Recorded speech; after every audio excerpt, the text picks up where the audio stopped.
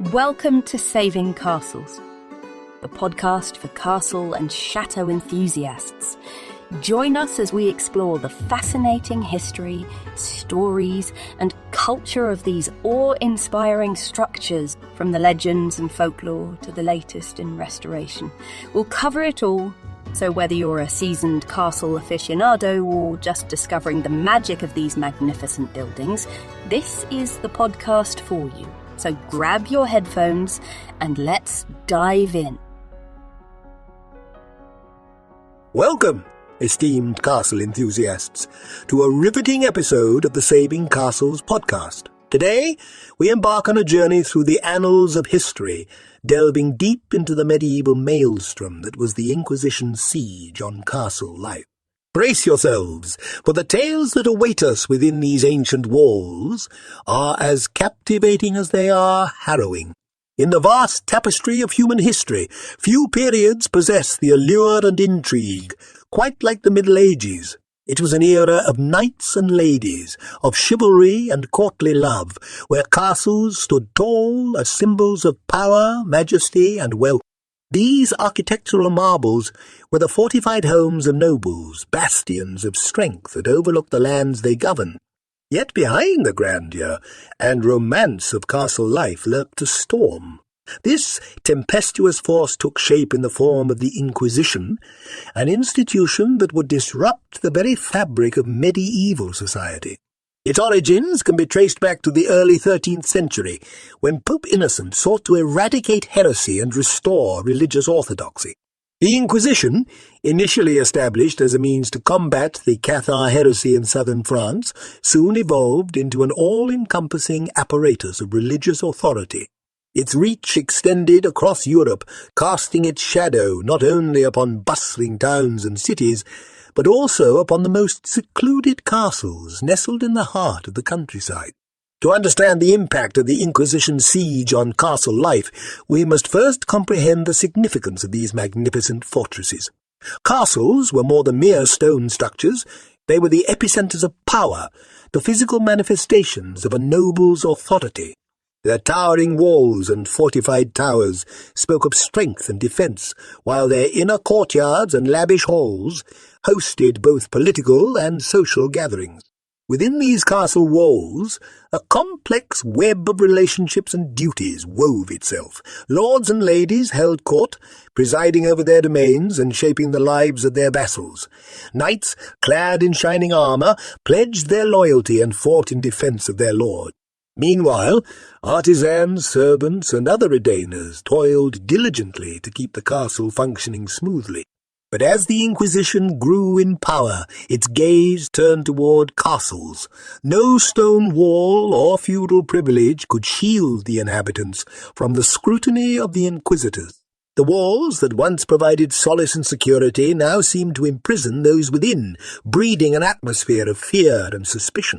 Imagine, if you will, the atmosphere within the castle walls as the Inquisition's influence seeped into every corner. Whispers of heresy and accusations of witchcraft echoed through the halls, reaching even the most secluded chambers. The castle inhabitants, once united in their loyalty and purpose, now found themselves torn apart by doubt and trepidation. The Inquisition's siege on castle life was not limited to accusations and trials alone. It also struck at the very heart of knowledge and culture. Books, manuscripts, and ancient texts that had been cherished and preserved within castle libraries for generations fell victim to the Inquisitors' zealous fervour. The flames that consumed these precious tomes devoured not only knowledge, but also the essence of human expression and understanding. As we delve further into the annals of history, we shall uncover tales of resilience and defiance of those who dared to challenge the Inquisition's suffocating grasp. These stories remind us of the indomitable spirit that can emerge from even the darkest of times. They serve as a testament to the enduring human desire for freedom of thought and the preservation of individuality. Dear listeners, our journey has only just begun. Together we shall navigate the treacherous waters of the Inquisition's siege on castle life, shedding light on the trials, tribulations, and triumphs that unfolded within these hallowed walls. So gather your courage, for the tales we are about to unfold shall both captivate and inspire. Welcome to the medieval Maelstrom. In the vast tapestry of medieval Europe, there emerged an institution that would shape the course of history and cast its formidable shadow over castle life. The Inquisition, born out of a fervent desire to combat heresy and maintain religious orthodoxy. This institution swiftly gained power and authority, leaving an indelible mark on the collective consciousness of the era. The roots of the Inquisition can be traced back to the early 13th century, when Pope Innocent called for a crusade against the Cathar heresy, which had taken hold in the Languedoc region of southern France. With the aim of eradicating the perceived threat to Catholicism, the Pope authorized the establishment of the Inquisition as a means to identify, prosecute, and ultimately eradicate heresy. Under the banner of religious purity, the Inquisition set forth on its crusade, employing methods both subtle and severe to ensure conformity to Catholic doctrine. The early inquisitors, known as papal delegates, were granted unprecedented authority to investigate, interrogate, and pass judgment upon those accused of deviating from the established beliefs of the Church. As the Inquisition expanded its reach, the papacy recognized the need for a centralized institution to oversee its operations. In 1231, Pope Gregory established the Papal Inquisition, which became the driving force behind the hunt for heresy throughout Europe. With the backing of the Church and the authority of the Pope, the Inquisition began to spread its tendrils, casting its watchful eye across kingdoms and domains.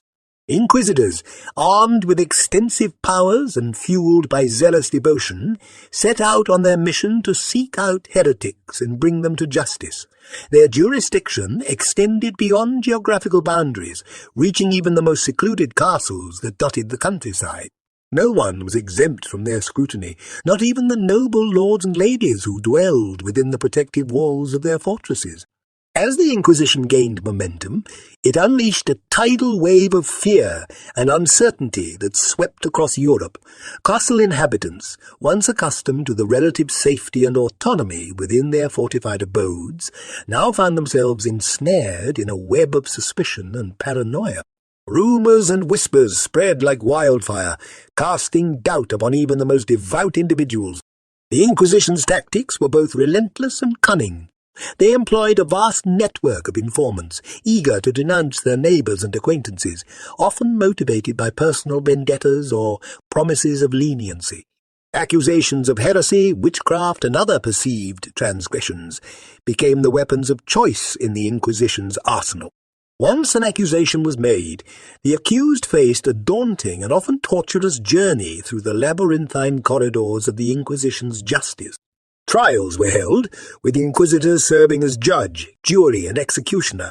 The accused, stripped of their rights and deemed guilty until proven innocent, were subjected to a grueling process of interrogation, often involving methods of torture intended to extract confessions. To resist the Inquisition was to invite further scrutiny and punishment. Castle inhabitants, who had once enjoyed a sense of security within their fortified walls, now faced a precarious balancing act. They had to navigate the shifting religious landscape, treading carefully to avoid drawing the attention of the Inquisition, while also maintaining their own beliefs and preserving their heritage. But as the Inquisition's influence seeped into every corner of medieval society, it cast its shadow upon the castle's splendor. The sanctity of the castle walls, once a refuge from the outside world, was no longer assured. The inquisitors, driven by their mission to root out heresy and maintain religious orthodoxy, demanded access to every aspect of castle life, from the private chambers of the lord and lady to the lowliest servants' quarters.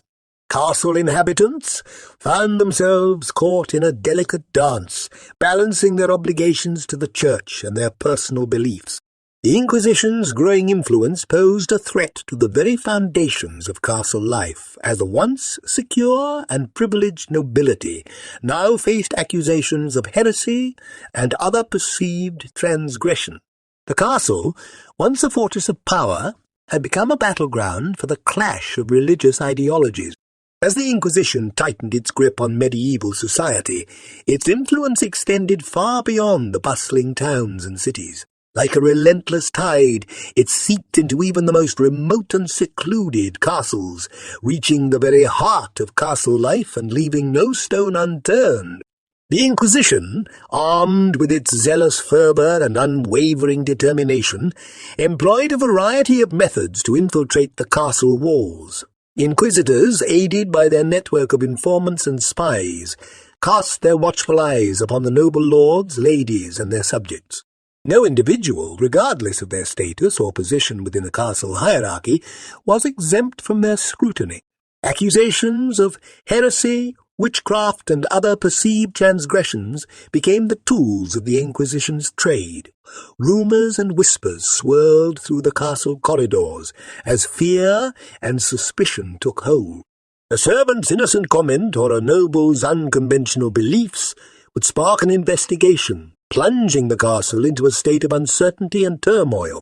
The Inquisition employed various strategies to assert its control over castle life. Inquisitors would conduct surprise visits, unannounced and unwelcome, demanding access to every corner of the castle. They searched for hidden relics, banned texts, and any evidence of heretical practices. Rooms were ransacked, secret passages explored, and hidden compartments discovered, all in the pursuit of rooting out perceived threats to religious orthodoxy. The castle inhabitants, once sheltered within their fortified walls, now found themselves under the watchful gaze of the Inquisition. They had to tread cautiously, mindful of their every word and action. Loyalties were tested, friendships strained, and alliances forged in the face of a common enemy. The atmosphere within the castle, once filled with revelry and camaraderie, became tinged with suspicion and fear. The Inquisition's reach also extended to the castle's spiritual domain. Castle chapels, once centres of religious devotion and solace, became sites of scrutiny. The priests who tended to the spiritual needs of the castle inhabitants found themselves under the watchful eye of the Inquisitors. The slightest deviation from doctrinal orthodoxy could lead to accusations of heresy, resulting in investigations, trials, and potentially dire consequences. The castle lords and ladies, often patrons of the church, were faced with a difficult dilemma. They had to navigate the complex terrain of religious loyalty, maintaining a delicate balance between their own beliefs and the demands of the Inquisition. To openly defy the Inquisitors was to invite suspicion and potential condemnation. The very fabric of their power and influence was at stake. Castle inhabitants were not defenceless against the Inquisition's encroachment. They employed various strategies to protect themselves, their beliefs, and their way of life. Some resorted to secrecy, creating hidden compartments to safeguard forbidden texts or religious artifacts. Others sought solace in clandestine gatherings, where like-minded individuals could share their beliefs in the safety of anonymity. A veil of silence descended upon the castle, with whispered conversations and coded messages carrying the weight of survival. The Inquisition's siege on castle life was not a battle fought solely in the physical realm. It also waged a war on intellectual and cultural expression. Books, manuscripts, and ancient texts that had been cherished and preserved within castle libraries for generations fell victim to the Inquisitors' zealous fervour. The flames that engulfed these literary treasures devoured not only knowledge, but also the diverse voices and perspectives of the past. In the turbulent era of the Inquisition, religious intolerance permeated the air, casting its dark shadow upon the medieval world. Accusations of heresy, witchcraft, and devil worship became the weapons of choice in the Inquisition's relentless quest to maintain religious orthodoxy. Within the fortified walls of castles, individuals were subjected to the scrutiny of the Inquisitors, as fear and suspicion fueled a relentless hunt for perceived transgressions. The Inquisition's arsenal of accusations was vast and wide-ranging. Heresy, the act of deviating from accepted religious doctrine, was a charge that carried grave consequences. The accused faced the weighty burden of proving their innocence, as the Inquisition operated under the premise that an accused individual was guilty until proven otherwise.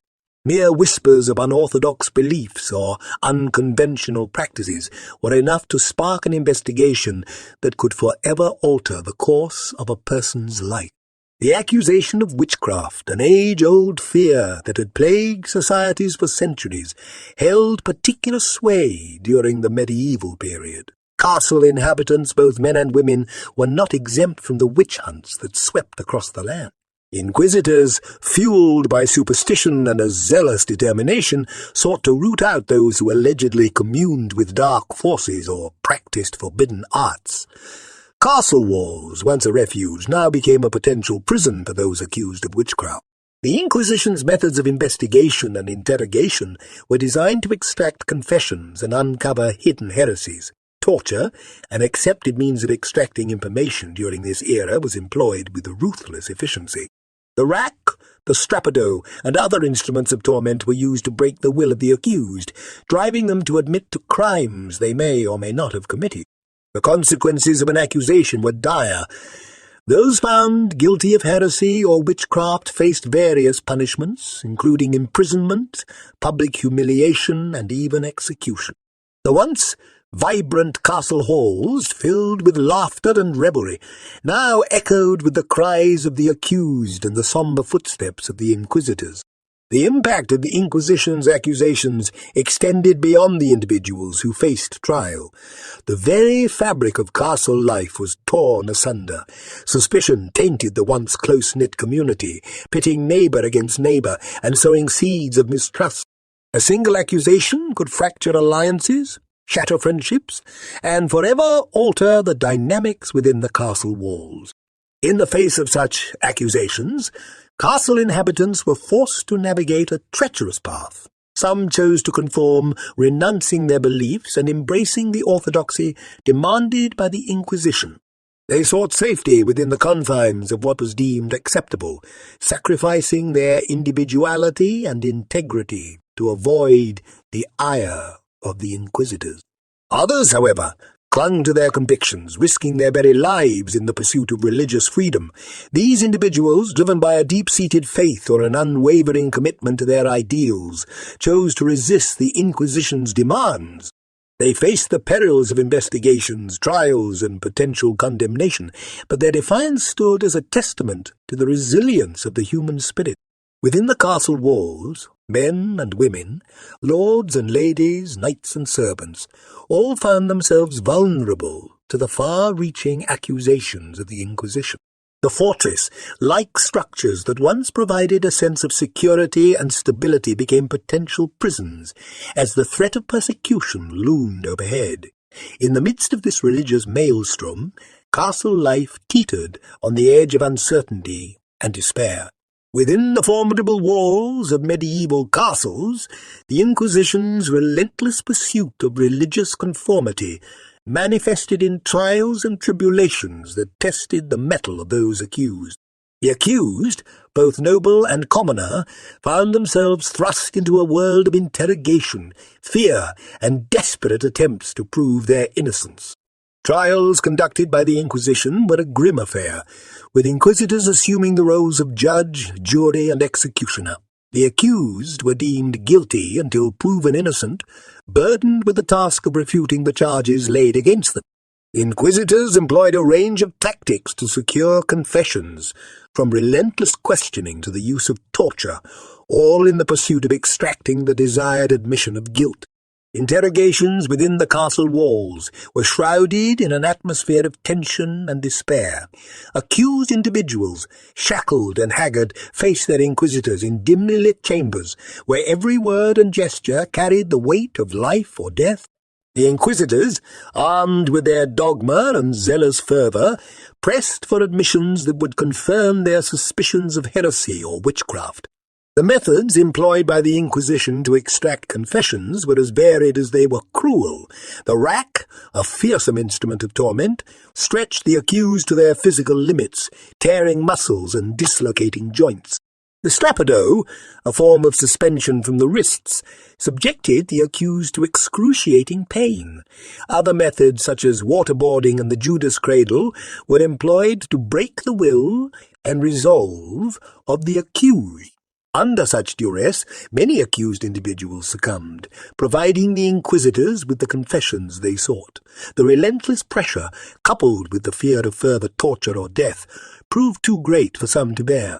Castle inhabitants, once regarded with respect and reverence, found themselves reduced to broken figures, stripped of their dignity, and subjected to the whims of their interrogators. The impact of these trials extended beyond the accused themselves. The very fabric of castle life was irrevocably altered. Fear and suspicion permeated the once thriving community as accusations tore at the bonds of loyalty and trust. Friends turned against friends. Family members denounced one another, and castle inhabitants lived in perpetual fear of being the next target of the Inquisitor's scrutiny. Yet amidst the darkness, rays of light emerged. Some castle inhabitants, fueled by an unwavering belief in their innocence or a determination to protect their loved ones, resisted the pressure to confess. They clung to their truth, facing the torturous consequences with resilience and defiance. These individuals became beacons of hope in the face of oppression, standing firm in their conviction, even as the Inquisition's storm raged around them. The trials and tribulations that unfolded within the castle walls became cautionary tales, whispered in hushed tones. The stories of those who faced the Inquisition's wrath spread, carried by word of mouth from one castle to another. They served as reminders of the fragility of existence in the face of unchecked power, and the need to remain steadfast in the pursuit of justice and truth. As the Inquisition tightened its grip on castle life, its siege extended beyond accusations and trials. It launched an assault on knowledge and culture, seeking to control and suppress the intellectual pursuits and artistic expressions that thrived within the castle walls. Books, manuscripts, and other forms of knowledge became targets of the Inquisition's zealous campaign, leading to the destruction of cherished works and a stifling of creativity.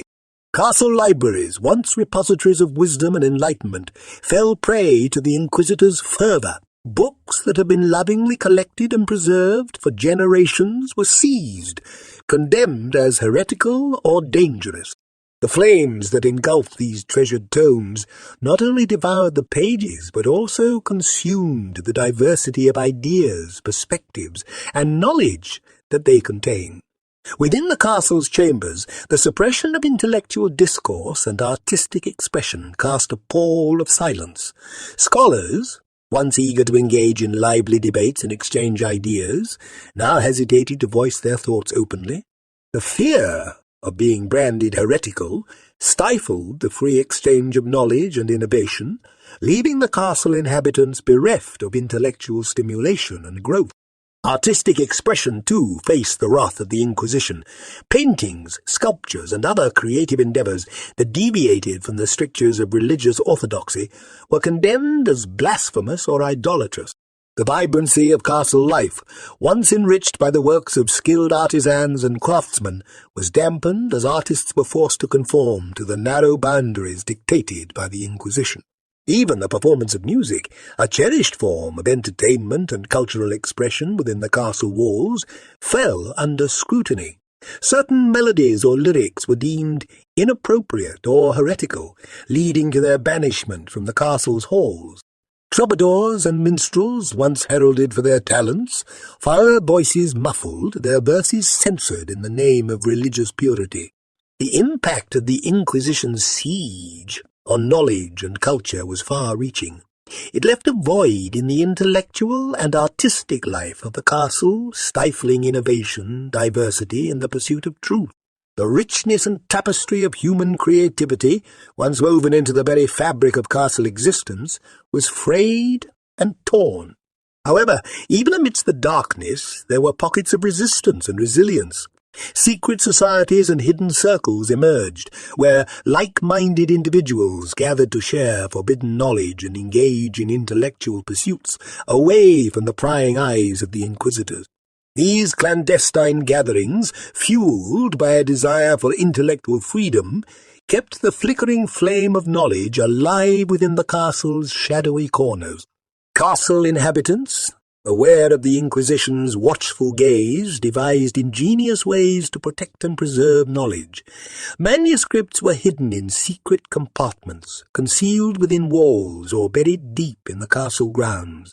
Scholars and scribes labored in secret, transcribing and copying texts that could no longer be openly shared. The thirst for knowledge and the preservation of intellectual heritage drove these individuals to risk everything in the face of religious oppression. The suppression of knowledge and the stifling of artistic expression within the castle walls stand as reminders of the fragility of human intellectual and creative endeavors in the face of ideological dogma. Hidden pockets of resistance emerged. Secret societies, comprised of like-minded individuals, formed alliances and networks to support one another in the pursuit of religious freedom. These clandestine groups became bastions of hope, fostering a sense of camaraderie and shared purpose within the castle community. They held clandestine gatherings, engaging in intellectual discussions and sharing forbidden knowledge, keeping the flame of enlightenment alive amidst the darkness. Cryptic symbols and hidden messages were employed to communicate covertly, allowing those who shared a common ideology to connect and support each other in secrecy. These coded communications became lifelines, allowing castle dwellers to navigate the perilous landscape of religious intolerance. Courageous individuals emerged as beacons of hope, leading the resistance against the Inquisition's encroachment. Knights, sworn to protect the weak and uphold justice, rose to defend their fellow castle inhabitants against the relentless scrutiny of the Inquisitors. They utilized their martial skills and influence to shield the accused, provide refuge, and, when necessary, confront the Inquisitors themselves. Women, too, played a pivotal role in the resistance. While their options for overt defiance may have been limited, their strength lay in subtlety and resilience. Noble ladies, adept at navigating the intricate webs of castle politics, used their influence to protect those accused of heresy. They employed their social standing and persuasive abilities to shield the vulnerable and champion the cause of religious tolerance within the castle walls. Survival in the face of the Inquisition's siege required adaptability and cunning. Castle inhabitants, forced to tread carefully, mastered the art of camouflage. They presented outward displays of conformity, while quietly maintaining their beliefs within the sanctuary of their hearts. It was an intricate dance, a delicate balance between self-preservation and the preservation of their heritage. The resilience of castle communities stood as a testament to the strength of the human spirit. In the face of relentless persecution, they found ways to endure. Faith, both religious and in the bonds of community, became an anchor in the storm. The castle inhabitants drew strength from their shared experiences, supporting one another through acts of compassion and solidarity. The echoes of the Inquisition's siege on castle life reverberate through the annals of history, leaving a lasting legacy that shapes our understanding of the medieval era. The impact of this tumultuous period, fraught with fear, religious intolerance, and the suppression of knowledge, continues to reverberate within the collective consciousness. The Inquisition's assault on castle life altered the very fabric of society. The once unquestioned authority of the nobility was challenged, as the Inquisitors' power extended even to the highest echelons of the feudal hierarchy. The castle, once a symbol of power and security, became a potential prison, its inhabitants subject to the whims of the Inquisitors. The erosion of personal freedoms and the stifling of cultural expression left an indelible mark on castle life. The scars left by the Inquisition's siege on knowledge and culture were profound. Libraries that once housed volumes of wisdom were reduced to ashes, irreplaceable treasures of human thought lost to the flames. The suppression of intellectual discourse and artistic expression stifled innovation and hindered the progress of society. The ramifications of this cultural suppression lingered long after the Inquisition's grip loosened. However, the legacy of the Inquisition is not solely one of darkness and despair. From the ashes of oppression emerged a renewed appreciation for individual liberties and religious tolerance. The experiences endured within the castle walls served as a catalyst for change, inspiring future generations to fight for freedom of thought and the preservation of cultural diversity. The Inquisition's excesses eventually provoked a backlash, as intellectuals and reformers challenged the authority and methods of the institution. Scholars such as Erasmus of Rotterdam and Thomas More advocated for religious tolerance and intellectual freedom, criticizing the Inquisition's actions and calling for a more humane approach to matters of faith. Their writings and ideas laid the groundwork for a gradual shift in societal attitudes. The impact of the Inquisition's siege on castle life also had long-term effects on the relationship between church and state. The excessive power wielded by the inquisitors, their unchecked authority, and the violation of personal liberties within the castle walls led to a re-evaluation of the separation of powers. The seeds of religious pluralism and the principle of the separation of church and state were sown, paving the way for the emergence of more inclusive and tolerant societies. The scars of the Inquisition's siege serve as a solemn reminder of the dangers of religious fanaticism and the abuse of power. They remind us of the importance of safeguarding individual freedoms and protecting the diversity of thought that enriches our collective human experience. The lessons learned from this tumultuous era continue to shape our understanding of the delicate balance between religious devotion and the preservation of personal liberties. As we conclude our exploration of the Inquisition's siege on castle life, we stand in awe of the resilience, strength, and determination displayed by castle inhabitants during this tumultuous era. Their stories, marked by struggle, defiance, and the pursuit of freedom, serve as enduring reminders of the indomitable spirit that can emerge in the face of oppression. Within the castle walls, the nobility grappled with the delicate balancing act of maintaining their power while navigating the demands of the Inquisition. They witnessed the erosion of personal freedoms, the stifling of intellectual discourse, and the suppression of artistic expression. The very foundations of their authority were challenged as the Inquisition's influence extended even to the highest towers of their fortresses. The tales of the Inquisition's siege on castle life serve as cautionary reminders, prompting us to cherish the freedoms we hold dear and to stand against the forces that seek to oppress and silence.